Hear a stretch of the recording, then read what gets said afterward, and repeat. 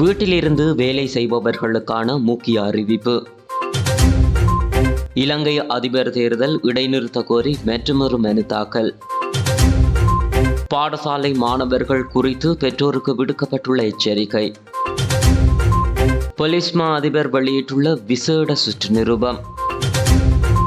துறைமுகத்தில் குவிந்துள்ள கொள்கலன்களை விடுவிக்க துரித வேலை திட்டம். கொழும்பில் அடுக்குமாடி குடியிருப்பில் வாழ்வோருக்கு ஓர் மகிழ்ச்சி செய்தி. யாழ்ப்பாணத்தை நோக்கி பயணித்த பேருந்தில் வாழ்விட்டு இருவர் வைத்தியசாலையில் அனுமதி. கொட்டி தீர்க்க போகும் மழை, மக்களுக்கு விடுக்கப்பட்டுள்ள எச்சரிக்கை. தற்போது உருவாக்கப்பட்டுள்ள புதிய தொழிலாளர் சட்டத்தின் கீழ் வீட்டிலிருந்து வேலை செய்வதற்கு அல்லது தொலைதூர இடத்திலிருந்து வேலை செய்வதற்கான சட்ட ஏற்பாடுகளை வழங்குவது குறித்து நாடாளுமன்றத்தில் தெரிவிக்கப்பட்டுள்ளது. நாடாளுமன்ற உறுப்பினர் எரான் விக்ரமரத்ன எழுப்பிய வாய்மூல கேள்விக்கு பதிலளிக்கும் போதே தொழிலாளர் அமைச்சர் மனுஷ நாணயக்கார குறித்த சட்ட ஏற்பாடுகள் தொடர்பில் தெரிவித்துள்ளார். இதன்படி தற்போதுள்ள 13 சட்டங்களை ஒன்றிணைத்து தொகுக்கப்படும் புதிய தொழிலாளர் சட்டத்தின் கீழ் அறிமுகப்படுத்தப்படவுள்ள முக்கிய மாற்றங்களில் இதுவும் ஒன்றாகும். 1935 தொழிற்சங்க ஆணைய எண் 14, 1941 ஊதிய வாரிய ஆணைய எண் 27, 1942 தொழிற்சாலை ஆணைய எண் 45, தொழில் தகராறுகள் சட்டம் 1950 எண் 43, டெர்மினேஷன் சிறப்பு விதிகள் சட்டம் 1971 எண் 45, கடை மற்றும் அலுவலக சட்டம் 1954 எண் 19 ஆகியவை புதிய சட்டத்தின் கீழ் இணைக்கப்பட்டு மாற்றப்படும் 13 சட்டங்களில் அடங்கும். புதிய சட்டத்தின் கீழ் புதிய விதிமுறைகளில் ஒரு தொழிலாளி ஒரு குறிப்பிட்ட வாரத்தில் மேலதிக நேரம் வேலை செய்தால் அவை கூடுதல் நேரத்தில் இணைக்கப்படாமல் அவருக்கு 2 நாள் விடுமுறை அளிக்கப்படும். இதேவேளை ஒரு சுருக்கப்பட்ட வேலை வாரம் அறிமுகம் செய்யப்படும். அதாவது ஒரு தொழிலாளி 4 நாட்களில் நிர்ணயிக்கப்பட்ட 45 மணி நேர வேலைகளை ஈடுகட்டினால் 3 விடுமுறை நாட்கள் வழங்கப்படும். மேலும் வீட்டு வேலை செய்பவர்களும் தொழிலாளர் சட்டத்தின் கீழ் வருவார்கள் என தெரிவித்துள்ளார். இலங்கை அதிபர் தேர்தலை தடுக்க கோரி மற்றொரு மனு தாக்கல் செய்யப்பட்டுள்ளதாக தகவல் வெளியாகியுள்ளது. அரசியலமைப்பின் 19வது திருத்தம் நாடாளுமன்றத்தில் முறையாக நிறைவேற்றப்படாததால் இந்த மனு தாக்கல் செய்யப்பட்டுள்ளதாக தெரிவிக்கப்படுகிறது. குறித்த மனுவானது சட்டத்தரணி அருண லக்ஸ்ரீ என்பவரால் தாக்கல் செய்யப்பட்டுள்ளது. மேலும் 19வது திருத்தத்தை முறையாக நிறைவேற்றுவதற்கு பொதுசன வாக்கெடுப்பு நடத்த வேண்டும் என்றும் அந்த மனுவில் சுட்டிக்காட்டப்பட்டுள்ளது. இதேவேளை இலங்கை அதிபர் தேர்தலானது எதிர்வரும் அக்டோபர் மாதம் 5ஆம் திகதி அல்லது 12ஆம் திகதிகளில் நடைபெற சாத்தியம் உள்ளதென வெளிவிவகார அமைச்சர் அலி சப்ரி தெரிவித்துள்ளார். அத்துடன் இலங்கையில் தற்போது முன்னெடுக்கப்படும் தொழிற்சங்க நடவடிக்கைகள் காரணமாக தேர்தல்கள் ஒத்திவைக்கப்படலாம் என ஸ்ரீலங்கா மின்சக்தி மற்றும் எரிசக்தி அமைச்சர் காஞ்சன விஜயசேகர எச்சரித்துள்ளமையும் குறிப்பிடத்தக்கது. பாடசாலை மாணவர்களின் பெற்றோர்கள் மதுபானம், போதைப்பொருள் மற்றும் புகைப்பிடிக்கும் பழக்கத்திற்கு ஆளாகாமல் அவற்றை தவிர்க்க வேண்டும். பிள்ளைகள் பெற்றோரை பின்பற்றுகிறார்கள் என எதிர்க்கட்சி தலைவர் சஜித் பிரேமதாச எச்சரிக்கை விடுத்துள்ளார். கொழும்பு திம்ரிஹாசியாய சசுமயவர்த்தன மகா வித்தியாலயத்தில் இடம்பெற்ற ஸ்மார்ட் வகுப்பறை உபகரணங்கள் மற்றும் அகராதிகள் வழங்கி வைக்கும் நிகழ்வில் உரையாற்றும் போதே எதிர்க்கட்சி தலைவர் இவ்வாறு குறிப்பிட்டுள்ளார். இது தொடர்பில் அவர் மேலும் தெரிவிக்கையில், சகல பாடசாலை மாணவர்களும் போதைப் பொருளுக்கு அடிமையாகாது நடுநிலை சிந்தனையோடு செயற்பட வேண்டும். நேரிய சிந்தனையோடு பாடசாலை பிள்ளைகள் வளர வேண்டும். மதுபானம், போதைப்பொருள் மற்றும் புகைப்பிடிக்கும் பழக்கத்திற்கு ஆளாகக்கூடாது. மது பழக்கம் ஒரு நாகரிகமற்ற செயல். இந்த விடயத்தில் கூடிய கவனம் செலுத்தி நடந்து கொள்ள வேண்டும். சரியானதை செய்து சரியான பாதையில் செல்ல வேண்டும். பெரியவர்களை மதிக்க வேண்டும். பணிவாக நடந்து கொள்ள வேண்டும். தகவல் தொழில்நுட்பத் துறையில் பிரவேசித்து ஸ்மார்ட் கல்வி முறையை முன்னெடுக்க வேண்டும். கல்வி எனும் பெருமதிமிக்க வள்ளத்தை எவராலும் ஒருபோதும் திருட முடியாது.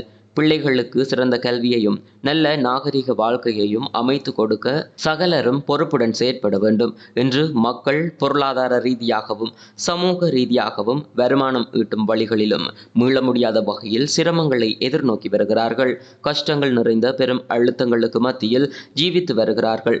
நகர்ப்புற வறுமை கூட வியாபித்துள்ளது. இதனால் சமூக விரோத நடவடிக்கைகள் கூட சமூகத்தில் இடம்பெற்று வருகிறது என்று எதிர்க்கட்சி தலைவர் தெரிவித்துள்ளார். போலீஸ் மா அதிபர் தேசபந்து தென்னகோன் புதிய சுற்று நிருபம் ஒன்றை வெளியிட்டுள்ளார். போலீஸ் விசாரணைகளின் போது தகவல்களை ஊடகங்களுக்கு எவ்வாறு வழங்குவது என்பது தொடர்பில் இந்த சுற்று நிருபத்தில் குறிப்பிடப்பட்டுள்ளது. அனைத்து போலீஸ் உத்தியோகத்தர்களையும் அறிவுறுத்தும் வகையில் இந்த சுற்று நிருபம் வெளியிடப்பட்டுள்ளது. விசாரணைகளின் போதான தகவல்களை ஊடகங்களுக்கு எவ்வாறு வழங்குவது என்பது குறித்து ஏற்கனவே பல்வேறு சந்தர்ப்பங்களில் சுற்று நிருபங்கள் வெளியிடப்பட்டுள்ளன. கைது செய்யப்படும் சந்தேக நபர்கள் பற்றிய விவரங்கள் ஊடகங்களில் வெளியிடப்படுவது குறித்தும் கட்டுப்படுத்தும் வகையில் புதிய சுற்று நிருபம் வெளியிடப்பட்டுள்ளது. அத்துருகிரிய பிரதேசத்தில் அண்மையில் இடம்பெற்ற துப்பாக்கிச் சூட்டு சம்பவம் தொடர்பில் கைதான சந்தேக நபர் ஒருவரிடம் போலீசார் விசாரணை நடத்தும் காணொளி ஊடகத்தில் வெளியிடப்பட்டிருந்தது. இந்த விவகாரம் பல்வேறு சர்ச்சைகளை ஏற்படுத்தியிருந்த நிலையில் நீதியமைச்சரும் போலீசாரின் நடவடிக்கையை பகிரங்கமாக விமர்சனம் செய்திருந்தார். இவ்வாறான ஓர் பின்னணியில் சந்தேக நபர்கள் பற்றிய விவரங்களை ஊடகங்களுக்கு வெளியிடுவது குறித்து சுற்று நிருபம் வெளியிடப்பட்டுள்ளது. சுங்கப்பணி புறக்கணிப்பு காரணமாக குவிந்துள்ள 5000த்திற்கும் அதிகமான கொள்கலன்களை விடுவிக்க வார இறுதியில் துரித வேலை திட்டம் தயாரிக்கப்பட்டுள்ளதாக நிதி ராஜாங்க அமைச்சர் ரஞ்சித் சியாம்பலாபட்டிய தெரிவித்துள்ளார். ருவன்வெல்ல ராஜசிங்க கல்லூரியின் உள்ளக விளையாட்டரங்கின் நிர்மாண பணிகளை மீள ஆரம்பிக்கும் நிகழ்வில் கலந்து கொண்ட போதே நிதி ராஜாங்க அமைச்சர் ரஞ்சித் சியாம்பலாபட்டிய இவ்வாறு தெரிவித்துள்ளார். இதன்படி எதிர்வரும் திங்கட்கிழமைக்குள் இந்த நெருக்கடியை குறைத்துக் கொள்ள முடியும் என அவர் நம்பிக்கை வெளியிட்டுள்ளார். தேர்தல் நெருங்கும் போது தொழிற்சங்க நடவடிக்கைகள் இடம்பெறுவது எதிர்பார்க்கப்படக்கூடிய ஓர் சூழ்நிலை எனவும் பெரும்பான்மையான தொழிற்சங்கங்கள் அரசியல் இயக்கத்துடன் இணைந்துள்ளதாகவும் அவர் குறிப்பிட்டுள்ளார். வேலை நிறுத்தம் என்பது தொழிற்சங்கம் ஒன்றினால் மேற்கொள்ளப்படும் முதல் நடவடிக்கை அல்ல, அதுவே கடைசி நடவடிக்கையாகும் என ராஜாங்க அமைச்சர் மேலும் தெரிவித்துள்ளார். கொழும்பில் உள்ள 50,000 அடுக்குமாடி குடியிருப்பு உரிமையாளர்களுக்கு உறுதிப்பத்திரங்களை வழங்கும் ஆரம்ப கட்ட நிகழ்வு எதிர்வரும் 17ஆம் திகதி இடம்பெறவுள்ளது. இது தொடர்பான நிகழ்வு கொழும்பு சுகாததாச உள்ளக விளையாட்டரங்கில் இடம்பெறவுள்ளது.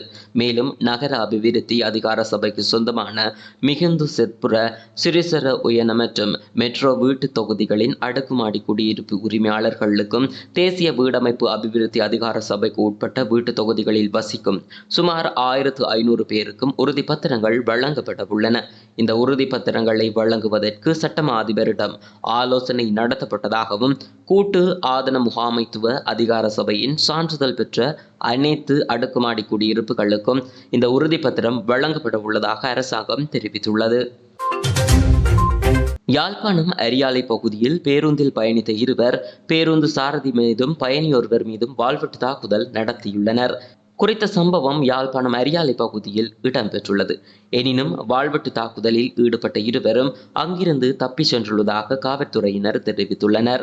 சம்பவம் குறித்து மேலும் தெரிய வருகையில் ஏனையின் வீதியில் சித்துப்பாத்தி மயானத்திற்கு முன்பாக கொடிகாமத்திலிருந்து யாழ்ப்பாணம் நோக்கி பயணித்த தனியார் பேருந்திலேயே குறித்த சம்பவம் இடம்பெற்றுள்ளது. கைதடி பகுதியில் பேருந்தில் ஏறிய இருவர் அரியாலையில் இறங்கிய போது நடத்துனருடன் முரண்பட்டுள்ளனர். இதில் நியாயம் கேட்க சென்ற சாரதி மற்றும் பயணி மீதே வாள்வெட்டு தாக்குதல் நடத்தப்பட்டுள்ளது. இந்நிலையில் காயமடைந்த இருவரும் யாழ்ப்பாணம் போதனா வைத்தியசாலையில் அனுமதிக்கப்பட்டுள்ளதாக போலீசார் தெரிவித்துள்ளனர். சம்பவம் தொடர்பாக யாழ்ப்பாணம் போலீசார் மேலதிக விசாரணைகளை மேற்கொண்டு வருகின்றனர். நாட்டின் மேல் சப்ரகமுவ மற்றும் வடமேல் மாகாணங்களிலும் கண்டி, நுவரெலியா, காலி மற்றும் மாத்தறை மாவட்டங்களிலும் அவ்வப்போது மழை அல்லது இடியுடன் கூடிய மழை பெய்யும் என எதிர்ப்பு கூறப்பட்டுள்ளது. வளிமண்டலவியல் திணைக்களம் வெளியிட்டுள்ள அறிக்கையில் இவ்வாறு தெரிவித்துள்ளது. மேல் சப்ரகமுவ மற்றும் வடமேல் மாகாணங்களிலும் காலி மற்றும் மாத்தறை மாவட்டங்களிலும் சில இடங்களில் 75 மில்லிமீட்டர் அளவில் ஓரளவு பலத்த மழை பெய்யக்கூடும். ஊவா மாகாணத்திலும் அம்பாறை மற்றும் மட்டக்களப்பு மாவட்டங்களிலும் சில இடங்களில் மாலை அல்லது இரவு வேளையில் மழை அல்லது இடியுடன் கூடிய மழை பெய்யக்கூடிய சாத்தியம் காணப்படுவதாக தெரிவிக்கப்படுகிறது. வடக்கு மற்றும் வடமத்திய மாகாணங்களிலும் திருகோணமலை மற்றும் ஹம்மாந்தோட்டை மாவட்டங்களிலும் அவ்வப்போது மணத்தியாலத்திற்கு 40 தொடக்கம் 50 கிலோமீட்டர் வேகத்தில் பலத்த காற்று வீசக்கூடும். இடியுடன் கூடிய மழையின் போது தற்காலிகமாக பலத்த காற்று மற்றும் மின்னல் தாக்கங்களினால் ஏற்படக்கூடிய பாதிப்புகளை குறைத்துக் கொள்ள போதுமான முன்னெச்சரிக்கை நடவடிக்கைகளை எடுக்குமாறு பொதுமக்கள் கேட்டுக்கொள்ளப்படுகிறார்கள். வீட்டிலிருந்து வேலை செய்பவர்களுக்கான முக்கிய அறிவிப்பு.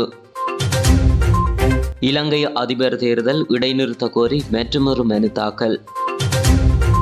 பாடசாலை மாணவர்கள் குறித்து பெற்றோருக்கு விடுக்கப்பட்டுள்ள எச்சரிக்கை. போலீஸ் மா அதிபர் வெளியிட்டுள்ள விசேட சுற்று நிருபம். துறைமுகத்தில் குவிந்துள்ள கொள்கலன்களை விடுவிக்க துரித வேலை திட்டம். கொழும்பில் அடுக்குமாடி குடியிருப்பில் வாழ்வோருக்கு ஓர் மகிழ்ச்சி செய்தி.